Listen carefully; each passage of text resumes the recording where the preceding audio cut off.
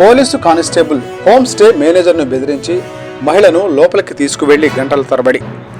ఆధ్యాత్మిక క్షేత్రం తిరుపతిలో ఓ నకిలీ పోలీసు హల్చల్ సృష్టించాడు. తాను పోలీసునంటూ బెదిరించి హోమ్ స్టేలో రూమ్ తీసుకున్న ఓ వ్యక్తిని స్థానిక పోలీసులు అరెస్టు చేశారు.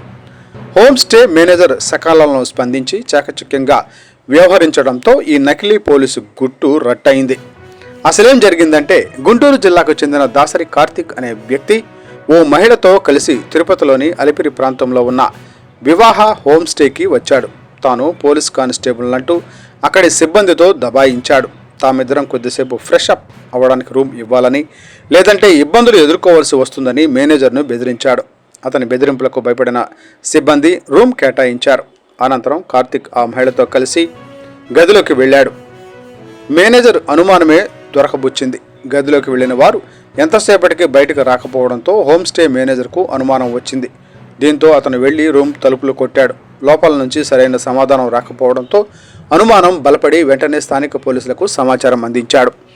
సమాచారం అందుకున్న అలిపిరి పోలీసులు తక్షణమే హోమ్ స్టేకు చేరుకున్నారు. గదిలో ఉన్న వ్యక్తిని తమదైన శైలిలో విచారించగా అతను పోలీసు కాదని, కానిస్టేబుల్ పేరుతో చలామణి అవుతున్న నకిలీ పోలీసు అని తేలింది. నిందితుడిని దాసరి కార్తిక్గా గుర్తించిన పోలీసులు అతనిని అదుపులోకి తీసుకుని పోలీస్ స్టేషన్కు తరలించారు. ఈ ఘటనపై కేసు నమోదు చేసి దర్యాప్తు చేస్తున్నారు.